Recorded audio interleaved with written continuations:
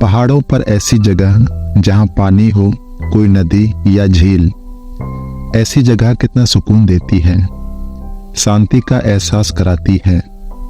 लोग अक्सर अपनी छुट्टियों में ऐसी जगहों पर जाना पसंद करते हैं जहां कुछ पल शांति के साथ बिता सकें।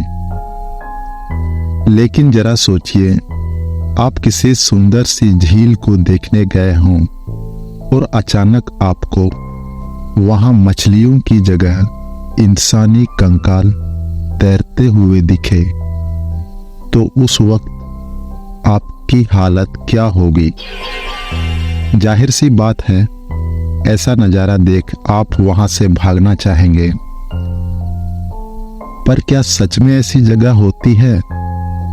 जी हां, हिमालय के रूपकुंड में एक ऐसी झील है जहां एक अरसे से इंसानों की हड्डियां बिखरी पड़ी है। कॉलेज के दौरान जब गर्मियों की छुट्टियों में 10 दिन का ट्रिप प्लान करते हैं, हम लोग अपने कॉलेज की साइड से, जिसमें 12 स्टूडेंट्स और 2 हमारे टीचर, कुल मिलाकर 14 लोग थे, हम हिमालय की उस रूपकुंड झील को देखने का प्रोग्राम हमारा एकदम से बना था। हमारे पास ज्यादा जानकारी नहीं थी वहां के बारे में। हमने एक ट्रेवलर बस ढूंढी और निकल पड़े वहां के लिए। उत्तराखंड के अल्मोड़ा से हमने अपना सफर शुरू किया था। रूपकुंड झील वहां से करीब 80 किलोमीटर की दूरी पर है। हमें पहुंचते पहुंचते 3.5 या 4 घंटे लग गए थे।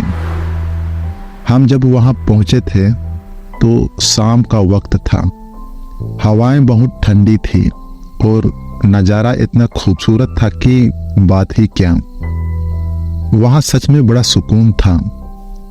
लोग आए हुए थे वहां झील देखने। कुछ टेंट लगे हुए थे। लग रहा था कि कुछ लोग रुकेंगे या शायद रुके होंगे, तभी तो वहां पर टेंट लगे हुए थे। हमारा जो ग्रुप था, हम भी अपने सामान के साथ वहां आए हुए थे। हमें लगाने थे 3 टेंट, क्योंकि एक टेंट में 5 लोगों की जगह थी। तो हमने टेंट लगाने शुरू किया।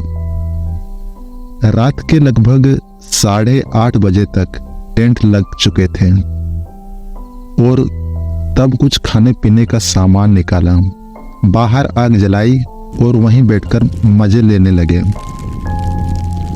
ऐसे रात को पहाड़ी इलाके में टेंट लगाना और वहां रुकना खतरे भरा हो सकता है और इतना ही रोमांचक भी। खतरा होता है जानवरों का, इसीलिए वहां आग का इंतजाम करना जरूरी होता है। ठंड भी काफी थी। बाहर आग के सहारे बैठे बैठे हमें 11 बज गए थे। मौसम बदल रहा था। हम अपने टेंट में गए। टीचर जो थे हमारे, वो एक टेंट में थे और उनके साथ 2 स्टूडेंट्स भी थे। बाकी हम 5-5 के ग्रुप में अलग टेंटों में थे। दिन था 4 सितंबर का और 12 बजते ही हम गए अपने टीचर के टेंट में। उन्हें जाकर हैप्पी टीचर्स डे बोला और एक फ्रूटी केक पर मोमबत्ती लगाई और सबने मिल बांटकर वो केक खाया। करते करते 12:30 बज चुके थे और लग रहा था कि अब सो जाना चाहिए। काफी रात हो चुकी थी। जब मैं अपने दोस्तों के साथ में जा रहा था तो झील के पास से कुछ आवाज सुनाई दी। आवाज ऐसी जैसे मानो कोई दर्द से तड़प रहा हो, और वो आवाज काफी दूर से आ रही थी। आसपास कोई नजर भी नहीं आ रहा था। दोस्तों ने कहा कि जल्दी से टेंट में चलो, ये कोई छलावा हो सकता है। ऐसी जगहों पर ऐसी आवाजें आती हैं। हम ज्यादा ध्यान ना देते हुए अपने टेंट में चले गए। सोने की कोशिश कर रहे थे, पर वो आवाज कानों में गूंज रही थी। नींद नहीं आ रही थी। करवट बदलते बदलते 2-3 बजने को थे। मैंने देखा तो सारे लोग सो रहे थे। उस वक्त मुझे बाहर से लकड़ियों के गिरने की आवाज आई। लगा कि शायद हवा की वजह से लकड़ियां गिर रही होंगी। लकड़ियां हमने आग जलाने के लिए इकट्ठा की थी। आंखें बंद करके बस लेटा रहा, ध्यान नहीं दे रहा था।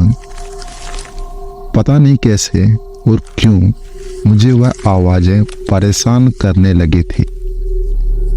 ऐसा लग रहा था जैसे लकड़ी को कोई सही से रख रहा हो या गिरा रहा हो। मैं जागा और बैठा और अपनी जैकेट पहनी, जूते पहने और टॉर्च लेकर टेंट से बाहर निकला। आग हल्की हल्की अभी भी जल रही थी। लकड़ी को देखा तो सही से रखी थी। मैंने कुछ लकड़ियां उठाई और वहां आग के ऊपर रख दी ताकि रात भर आग जलती रहे। जब मैं लकड़ियां रख रहा था तो मुझे किसी के रोने की आवाज सुनाई दी। आसपास देखा तो मुझे कोई नजर नहीं आया और वो आवाज लगातार मुझे आ रही थी। मैं समझ नहीं पा रहा था कि कौन है। कभी लगता पहाड़ी से आवाज आ रही है, कभी लगता कि पानी से आवाज आ रही है। मैं गौर से यहाँ वहां देखने की कोशिश कर रहा था पर कोई दिखाई नहीं दे रहा था। ठंड ज्यादा थी तो मैं भी वहीं आग के सहारे थोड़ी देर वहीं बैठ गया। मेरे ठीक सामने झील थी और वहां से किसी आदमी के चिल्लाने की आवाजें, जैसे कोई बहुत दर्द में हो और मदद मांग रहा हो। मैं उठा और पता नहीं कैसे और क्यों धीरे धीरे उस झील की तरफ जाने लगा। जैसे जैसे मैं उसके करीब जा रहा था वह आवाज तेज होती जा रही थी और अब ऐसा लग रहा था जैसे कोई एक नहीं बल्कि कई सारे लोगों की आवाज सुनाई दे रही हो और वो चिल्ला रहे हों। अब मैं बिल्कुल झील के पास पहुंच चुका था। वहां पर गौर से देखने की कोशिश कर रहा था कि आवाज आखिर कहां से आ रही है। और तब मुझे जो दिखता है वह मैं सारी उम्र भूला नहीं सकता। वहां मुझे दिखाई देते हैं झील के अंदर कुछ कंकाल।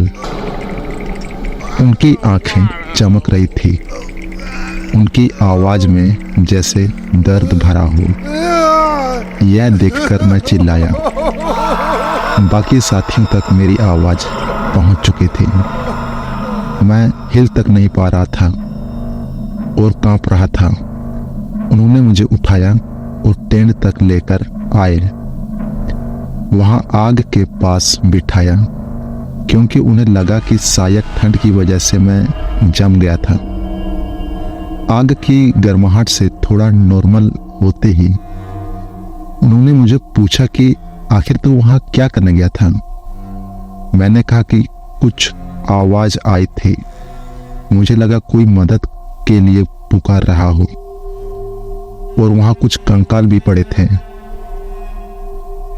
बाकी टेंट वाले भी वहीं थे। तब उनमें से किसी एक आदमी ने इस झील के बारे में बताया कि यह झील बहुत बड़ा रहस्य अपने अंदर छुपाए बैठे हैं। इसमें कंकाल जो तुमने देखे वो एकदम सही बात है। इस झील में बहुत सारे कंकाल इंसानी कंकाल हैं जो सदियों से इसमें पड़े हुए हैं कोई नहीं जानता कैसे हुआ, कब हुआ, क्या हुआ यहाँ। यह सब बातें करते करते सुबह के 4:30 बजने को थे। तब वहां हल्की हल्की रोशनी हुई और थोड़ी देर और इंतजार करने के बाद जब सूरज की पहली किरण वहां पड़ी तो बाकी लोगों ने भी उस झील के पास जाकर देखा, जिसे देखकर उनके भी रोंगटे खड़े हो गए। देखा तो वहां सच में कुछ कंकाल नजर आ रहे थे और कंकाल वहां सैकड़ों की तादाद में थे। रूपकुंड की ये ग्लेशियर झील लगभग 5000 मीटर की ऊंचाई पर है और जब वहां बर्फ पिघलती है तो पानी के नीचे का जो नजारा है वो साफ साफ दिखाई देता है, जहां सैकड़ों मानव कंकाल दिखाई देते हैं।